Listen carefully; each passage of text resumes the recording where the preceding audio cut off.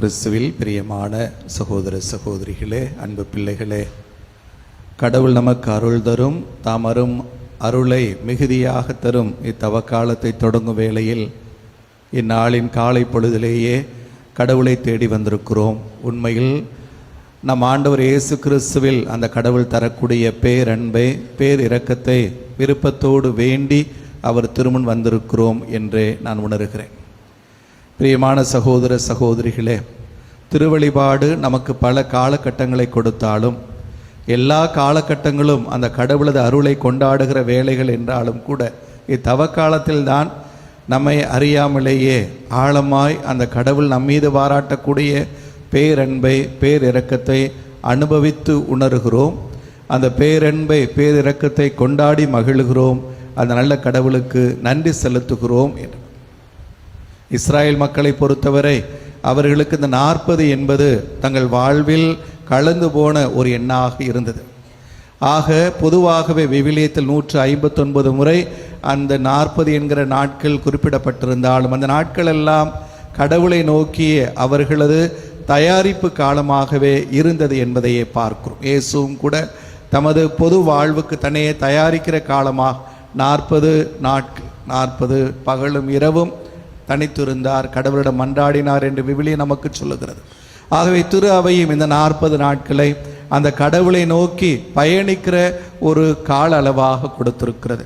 எலியா இறைவாக்கினர் ஒரேபு மலையை நோக்கி நடந்தார் என்று சொல்லக்கூடிய விவிலியம் 40 நாட்கள் அந்த கடவுளை நோக்கி நடந்தார் என்று சொல்லுகிறது. ஆக பிரியமான சகோதர சகோதரிகளே, கடவுள் வேண்டும் என தீர்மானித்து இன்றைய முதல் வாசகத்தில் யோவேல் இறைவாக்கினர் நூலில் வாசித்தோமே.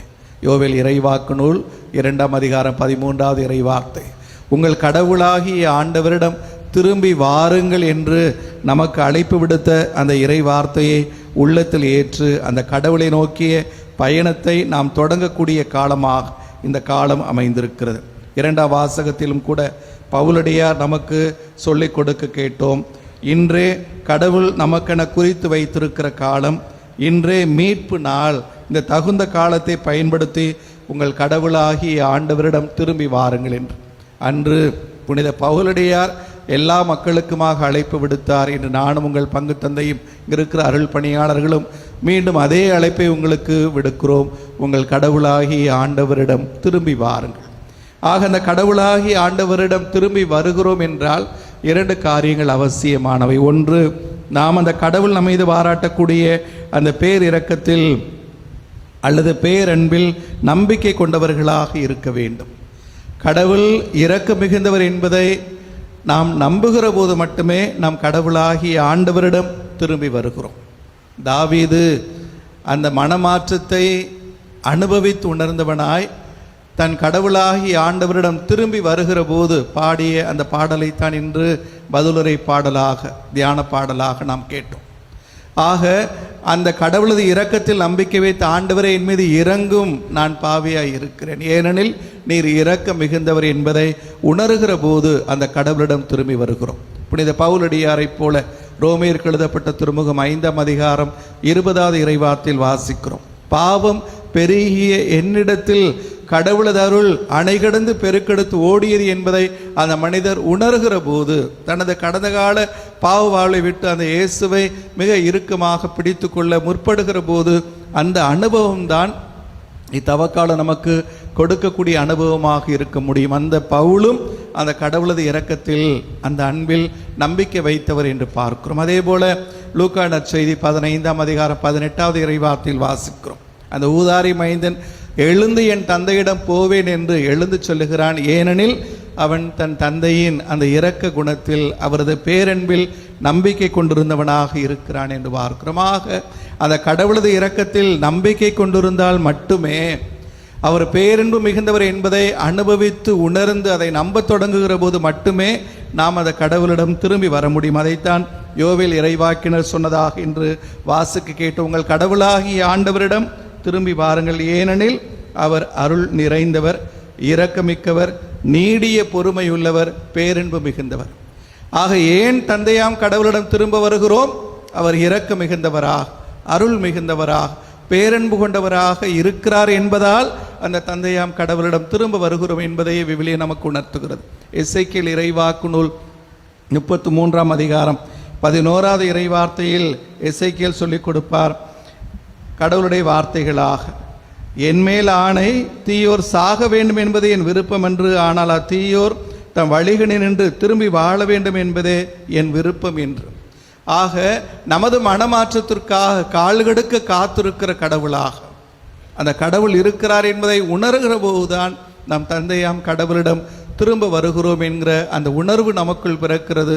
அந்த கடவுளிடம் எழுந்து செல்ல முற்படுகிறோம் பிரியமானவர்கள். அப்படி கடவுளை நம்பி அவர் இரக்கத்தில் நம்பிக்கை கொண்டு அவரிடம் எழுந்து வர வேண்டும் என்று விரும்புகிற போது நமக்கு உதவக்கூடிய 3 காரியங்கள் தான் என்ன என்று இன்றைய நற்செய்தி வாசகம் உணர்த்தியதாக பார்க்கிறோம். மன்றாடுங்கள், அந்த கடவுளிடம் மன்றாடுங்கள். நோன்பு வழியாக உங்களை நீங்கள் புதுப்பித்துக் கொள்ளுங்கள். ஏராளமான அரசியல்கள் வழியாக கடவுளுக்கும் பிற மனிதருக்கும் ஏற்புடையவராக வாழுங்கள் என்கிற அந்த அழைப்பு நமக்கு கொடுக்கப்படுகிறது.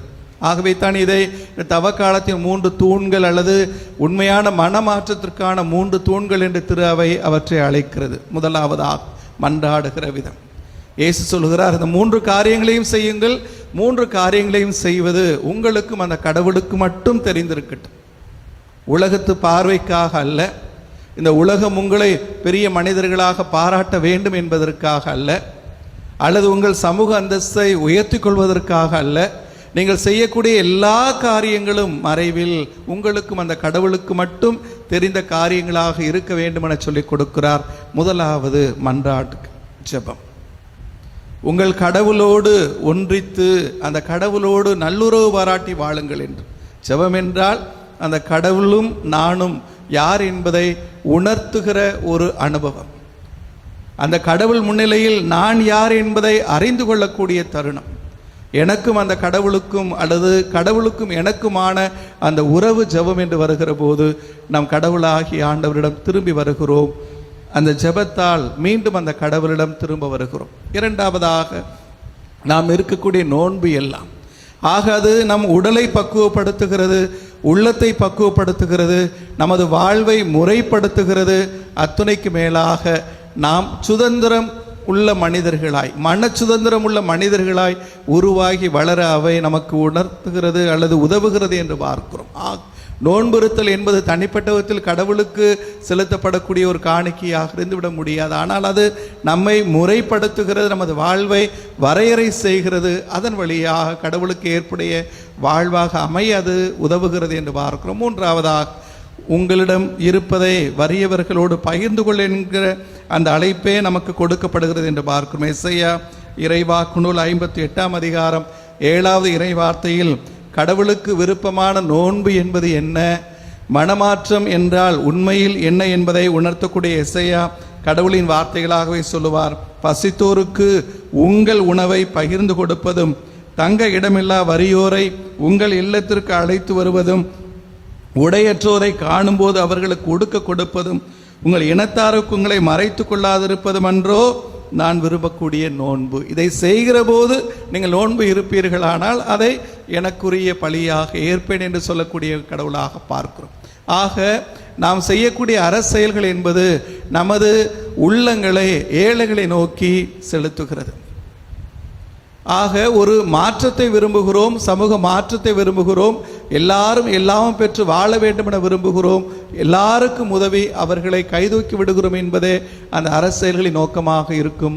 இந்த அரசியல்களின் நோக்கம் மீண்டுமாக சொல்லுகிறேன், நமது தாராள உள்ளத்தை காட்டி கொடுப்பதற்காக அல்ல, நம் சமூக அந்தஸ்தை உயர்த்தி கொள்வதற்காக அல்ல, வறிய நிலையில் தேவையான நிலையில் இருக்கக்கூடிய எல்லோரோடும் நம்மிடம் இருப்பதை பகிர்ந்து கொடுப்பது, அதுவே அறச்செயல், இத்தவ காலத்திற்கு ஏற்ற செயல் என்பதை இன்றைய இறைவார்த்தை நமக்கு உணர்த்துகிறது பிரியமானவர்களே. ஆக இந்த 3 தூண்கள் வழியாக ஜெபம், நோன்பு, அரசியல்கள் வழியாக அந்த கடவுளோடு ஒப்புரவாகி, நம்மோடு நாமே ஒப்புரவாகி, எல்லா மாந்தரோடும் ஒப்புரவாகி வாழக்கூடிய கடவுளது அருளின் காலம், அந்த தகுந்த காலம், அந்த மீட்பின் காலம் இந்த தவ காலம் என உணர்வோம். இந்த நாளில் திரு அவையும் கூட நமக்கு வலியுறுத்துகிறது. நீங்கள் கடைபிடிக்கிற அந்த உண்ணா நோன்பு, அந்த விரதம் அல்லது சுத்த போசனம் என்று அசைவ உணவுகளை தவிர்த்து சைவ உணவுகளை உண்டு அளிக்கிற இந்த நாள் என்று திரு அவை சொல்லுகிற போது இவை அத்தனையும் அந்த கடவுளிடம் மனம் திரும்பி வருவதற்கு நமக்கு வழிவகுக்கும் ஒரு பாதையாக அமையும் என்பதை நமக்கு உணர்த்துகிறது பிரியமானவர். தவக்காலம் அந்த கடவுளது அருளை நீங்கள் கொண்டாடுகிற காலமாக இருக்கட்டும். அந்த கடவுளது வியப்புக்குரிய ஆச்சரியம் மிகுந்த அந்த பேரன்பை, பேரிரக்கத்தை, அருளை நீங்கள் கொண்டாடுகிற காலமாக இருக்கட்டும். மீண்டும் உங்களுக்கு அழைப்பு விடுக்கிறேன். உங்கள் கடவுளாகிய ஆண்டவரிடம் திரும்பி வாருங்கள்.